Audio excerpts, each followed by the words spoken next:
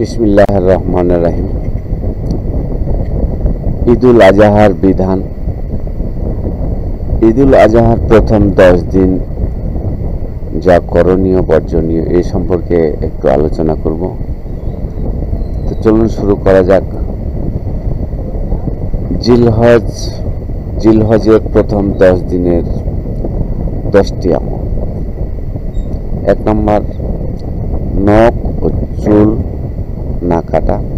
2 নম্বর, জিলহজের প্রথম 9 দিন রোজা রাখা, বিশেষ করে আরাফাত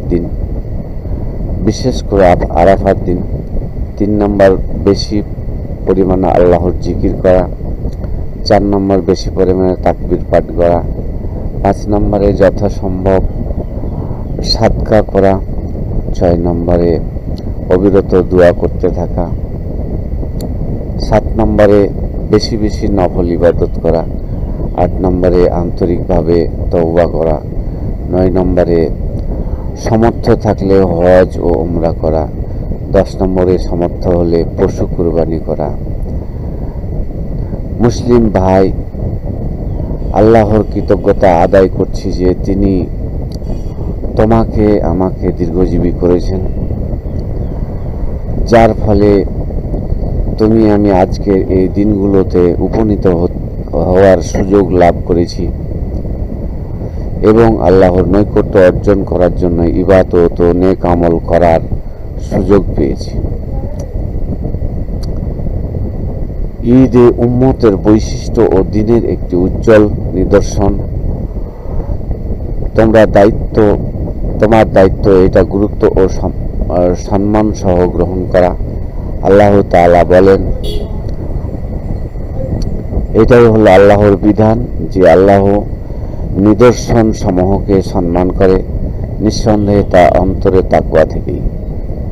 ঈদের ব্যাপারে সংক্ষিপ্ত কিছু আদব ও আহকাম। 1 নম্বর, তাকবীর।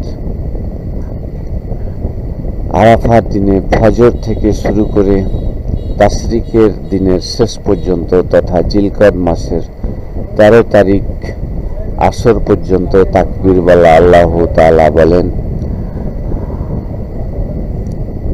আর তোমরা আল্লাহকে স্মরণ করো নির্দিষ্ট দিন সময়ে।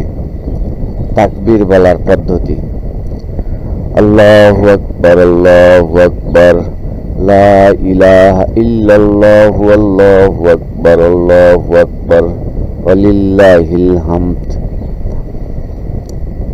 আল্লাহর জিকির বুলন্দ ও সর্বত্র ব্যাপক করার নিয়তে পুরুষদের জন্য মসজিদে, বাজারে, বাড়িতে ও সালাতের পশ্চাতে উচ্চস্বরে তাকবীর পাঠ করা সুন্নত। কুরবানি করা।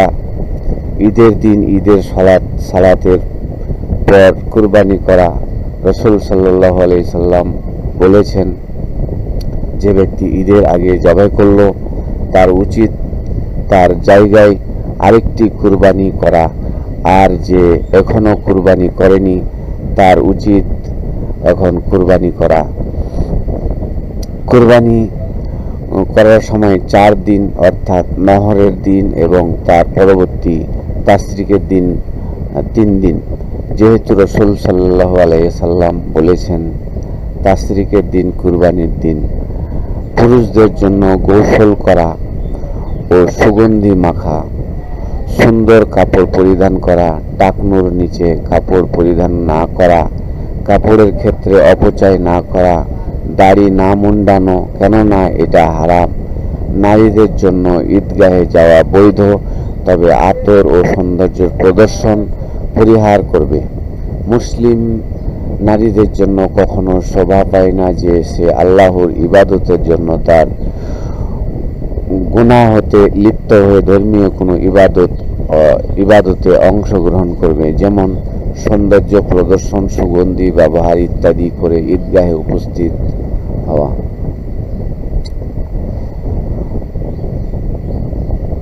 বস্তুত ঈদের দিন গোসল করার মাধ্যমে পরিষ্কার পরিচ্ছন্নতা অর্জন করার মুস্তাহাব, কেননা এই দিনে সকল মানুষ সালাত আদায়ের জন্য মিলিত হয়, যে কারণে জুম্মার দিন গোসল করা মুস্তাহাব। সে কারণে ঈদের দিন ঈদের সালাতের পূর্বে গোসল করাও মুস্তাহাব। হাদিসে এসেছে, ইবনে ওমর রাদিয়াল্লাহু থেকে বিশুদ্ধ সূত্রে বর্ণিত, তিনি ঈদুল ফিতরের দিনে ঈদগাহে যাওয়ার পূর্বে গোসল করতেন। আর সাইদি ইবনে মুসাইয়াব রহমতুল্লাহ বলেন, ঈদুল ফিতরের সুন্নাত তিনটি: ঈদগাহে পায়ে হেঁটে যাওয়া, ঈদগাহের দিকে রওনার পূর্বে কিছু খাওয়া, গোসল করা, এমনিভাবে সুগন্ধি ব্যবহার ও উত্তম পোশাক পরিধান করা মুস্তাহাব। কুরবানি গোশত ভক্ষণ করা। ঈদুল আজহার দিন রাসূল সাল্লাল্লাহু আলাইহি সাল্লাম খানা খেতেন না যতক্ষণ না তিনি ঈদগাহ থেকে ফিরে আসতেন। অতঃপর তিনি কুরবানির গোশত থেকে ভক্ষণ করতেন।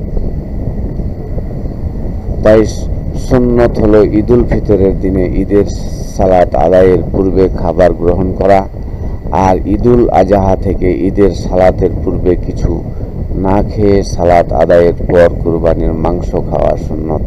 হাদিসে এসেছে, সম্ভব হলে পায়ে হেঁটে ঈদগাহে যাওয়া, ঈদগাহতেই সালাত আদায় করা সুন্নত। তবে বৃষ্টি বা অন্য কোনো কারণে মসজিদে পড়া বৈধ, যেহেতু রাসূল সাল্লাল্লাহু আলাইহি সাল্লাম তা পড়েছেন। ঈদগাহে তাড়াতাড়ি যাওয়া উচিত, যাতে ইমাম সাহেবের নিকটবর্তী স্থানে বসা যায় ও ভালো কাজ অতি তাড়াতাড়ি করার সব অর্জন করা যায়। সাথে সাথে সালাতের অপেক্ষায় থাকার সব পাওয়া যাবে। ঈদগাহে পায়ে হেঁটে যাওয়া হলো মুস্তাহাব। হাদিসে এসেছে, উপযুক্ত কোনো কারণ ছাড়া ঈদের সালাতের ওয়াজিব রহিত হবে না। মুসলিমদের সাথে নারীরাও ঈদের সালাত হাজির হবে, এমনকি ঋতুমতী নারী, যুবতী মেয়েরাও।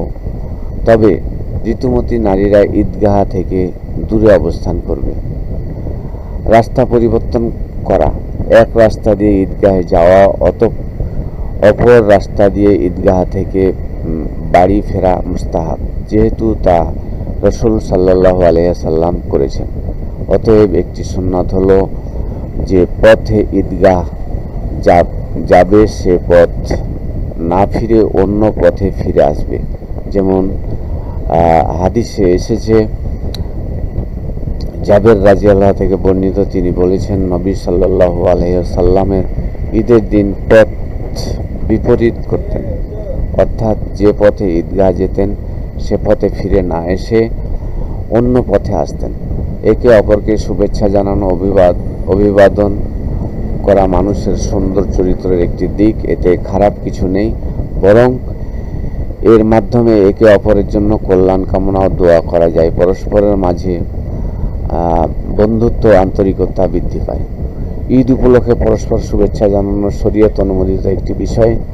বিভিন্ন বাক্য দ্বারা এই শুভেচ্ছা বিনিময় করা যায়। আল্লাহ রাব্বুল আলামিন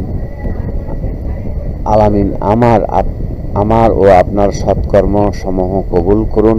সারা বছর আপনারা সুখে থাকুন।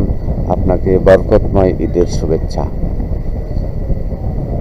এই বলে আমার যেটুক জানা ছিল বলে শেষ করলাম। সবাইকে আসসালামু আলাইকুম ওয়া রাহমাতুল্লাহি ওয়া বারাকাতুহু।